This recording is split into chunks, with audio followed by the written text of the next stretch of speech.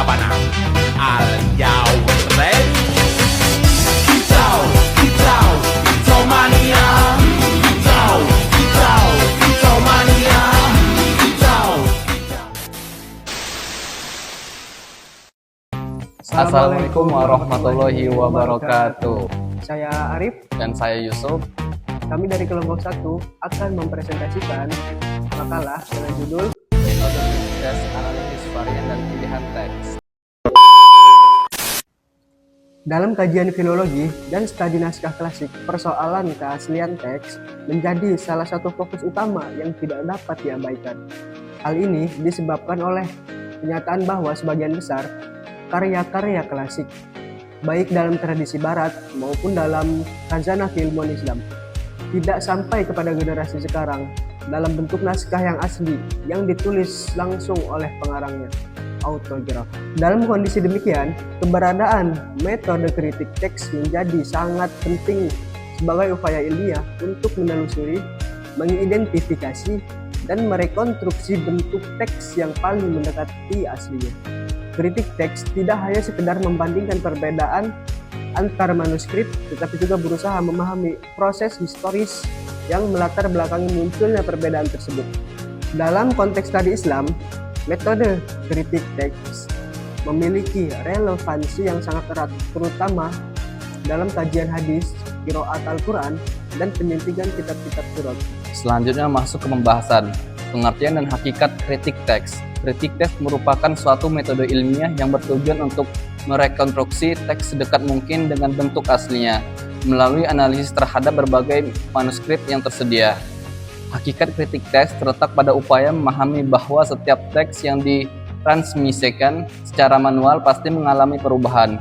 Perubahan tersebut bisa bersifat kecil seperti kesalahan ejaan maupun besar seperti penambahan atau penghilangan bagian tertentu dari teks.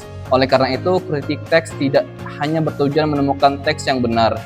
Lebih lanjut, kritik teks juga melibatkan pendekatan multidisipliner. Seorang penelitian tidak cukup hanya memahami bahasa teks, tetapi juga harus menguasai teks secara paleografi atau ilmu tentang tulisan kuno, serta memahami karakteristik tradisi penyalinan yang berkembang pada masa tertentu. Dengan demikian, kritik teks menjadi metode yang kompleks namun sangat penting dalam kajian akademik. Kemudian, yang kedua yaitu konsep varian teks dan kompleksitasnya. Varian teks merupakan fenomena yang tidak terpisahkan dari proses transmisi manuskrip. Setiap perbedaan yang ditemukan antara satu manuskrip dengan manuskrip lainnya disebut sebagai varian teks. Varian teks tidak menunjukkan kesalahan, tetapi seringkali mencerminkan dinamika transmisi teks yang hidup dalam tradisi intelektual tertentu. Varian teks memiliki tingkat kompleksitas yang tinggi karena tidak semua perbedaan memiliki nilai yang sama. Ada varian bersifat minor dan tidak mempengaruhi makna, tetapi ada pula yang sangat signifikan hingga mengubah pemahaman terhadap isi teks. Oleh karena itu, seorang peneliti harus mampu membedakan mana varian yang penting dan mana yang tidak. Dalam praktiknya, varian teks dapat muncul dalam berbagai bentuk.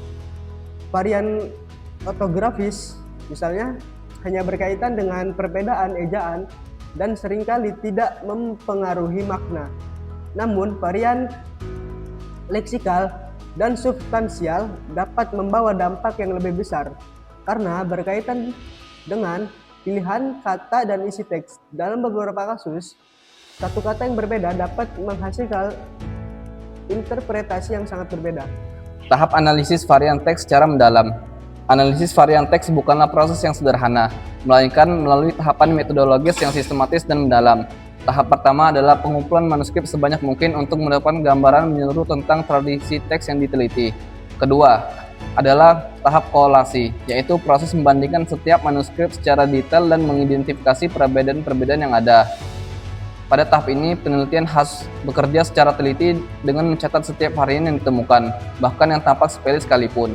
Selanjutnya, dilakukan klasifikasi varian berdasarkan jenis dan tingkat signifikasinya. Tidak semua varian memiliki bobot yang sama, sehingga perlu dilakukan penilaian terhadap pengaruhnya terhadap makna teks. Tahapan ini menunjukkan bahwa kritik teks bukan sekedar keinginan membandingkan, tapi merupakan proses analisis yang mendalam dan membutuhkan keahlian khusus. Kemudian, yang keempat itu faktor penyebab munculnya varian teks. Munculnya varian teks tidak dapat dilepaskan dari berbagai faktor yang mempengaruhi proses penyalinan manuskrip.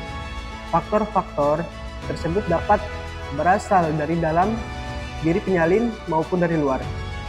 Faktor internal meliputi fisik dan psikologis penyalin, seperti kelelahan, kurang konsentrasi, atau keterbatasan pemahaman terhadap teks yang disalin. Kesalahan sederhana seperti ini, salah membaca huruf atau melewatkan baris, seringkali terjadi dalam kondisi ini. Sementara itu, faktor eksternal meliputi kondisi manuskrip yang rusak seperti tinta yang pudar atau halaman yang hilang, serta pengaruh lingkungan sosial dan budaya. Dalam beberapa kasus, penyalin bahkan secara sengaja melakukan perubahan terhadap teks yang menyesuaikan dengan pemahaman atau kepentingan tertentu. Selain itu, tradisi lisan juga berperan dalam membentuk varian teks, terutama pada karya-karya yang awalnya disampaikan secara oral sebelum ditulis. Proses perpindahan dari lisan ke tulisan seringkali menyebabkan perubahan dalam struktur dan redaksi teks. Prinsip-prinsip pemilihan teks secara kritis. Setelah semua varian dianalisis, tahap selanjutnya adalah menentukan teks yang paling otoritatif. Proses ini merupakan inti dari kritik teks dan memerlukan pertimbangan yang matang. Salah satu prinsip utama adalah lecito difficilior potior, yaitu bacaan yang lebih sulit cenderung lebih asli karena penyalin biasanya berusaha menyederhanakan teks agar lebih mudah dipahami. Selain itu, prinsip lectio brevior potior menyatakan bahwa bacaan yang lebih pendek seringkali lebih dekat dengan teks asli, karena penyalin cenderung menambahkan penjelasan daripada menghapus bagian teks. Prinsip lain yang tidak kalah penting adalah konsistensi internal dan bukti eksternal. Konsistensi internal berkaitan dengan kesesuaian teks dengan gaya dan pemikiran penulis, sedangkan bukti eksternal berkaitan dengan kualitas manuskrip. Dalam konteks yang lebih kompleks, gunakan metode stemma codium untuk memetakan hubungan antara manuskrip. Dengan metode ini, penelitian dapat menelusuri garis keturunan teks dan menentukan manuskrip mana yang paling dekat dengan sumber asli. Kemudian, selanjutnya yaitu relevansi kritik teks dalam studi Islam. Dalam tradisi keilmuan Islam, prinsip-prinsip kritik teks sebenarnya telah lama dipraktikkan, meskipun dengan istilah dan pendekatan yang berbeda. Dalam ilmu hadis, misalnya, dikenal metode kritik sanad dan matan untuk memastikan keabsahan suatu riwayat. Pendekatan ini memiliki kesamaan dengan kritik teks dalam hal verifikasi dan evaluasi sumber.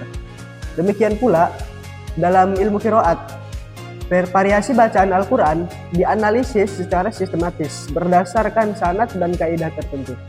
Hal ini menunjukkan bahwa tradisi Islam memiliki mekanisme yang kuat dalam menjaga keaslian teks. Dengan demikian, metode kritik teks modern dapat dipandang sebagai pelengkap yang memperkaya pendekatan tradisional. Integrasi antara keduanya akan menghasilkan kajian yang lebih komprehensif dan mendalam dalam memahami teks-teks keislaman. Jadi kesimpulan adalah metode kritik teks merupakan pendekatan ilmiah yang sangat penting dalam kajian naskah klasik untuk menelusuri dan merekonstruksi teks agar mendekati bentuk aslinya. Hal ini menjadi krusial karena proses transmisi teks melalui penyalinan manual tidak terlepas dari berbagai kesalahan dan perubahan yang melahirkan varian teks. Melalui analisis varian teks, peneliti dapat mengidentifikasi berbagai bentuk perbedaan yang muncul dalam manuskrip, baik yang bersifat ortografis, leksikal, gramatikal, maupun substansial. Proses ini tidak hanya sebatas mencatat perbedaan, tapi juga menganalisis sebab-sebab kemunculannya, seperti kesalahan penyalin, kondisi manuskrip, serta pengaruh tradisi lisan. Selanjutnya, dalam proses pemilihan teks digunakan berbagai prinsip seperti lectio difficilior potior, konsistensi internal, serta kualitas manuskrip. Prinsip-prinsip ini membantu peneliti dalam menemukan bacaan yang paling dapat dipertanggungjawabkan secara ilmiah. Dalam konteks studi Islam, metode kritik teks memiliki relevansi yang sangat kuat dan sejalan dengan tradisi keilmuan klasik seperti kritik sanad dan matan. dalam ilmu hadis dan serta analisis qiraat Al-Quran. Oleh karena itu, penguasaan metode kritik teks tidak hanya secara akademik, tetapi juga menjadi sarana untuk memperkuat keilmuan Islam dalam menjaga keaslian dan otentitasnya. Mungkin cukup sekian presentasi dari kami, kurang lebihnya mohon maaf. Pada Allah saya mohon ampun. Kami tutup. Wassalamualaikum warahmatullahi wabarakatuh. See you.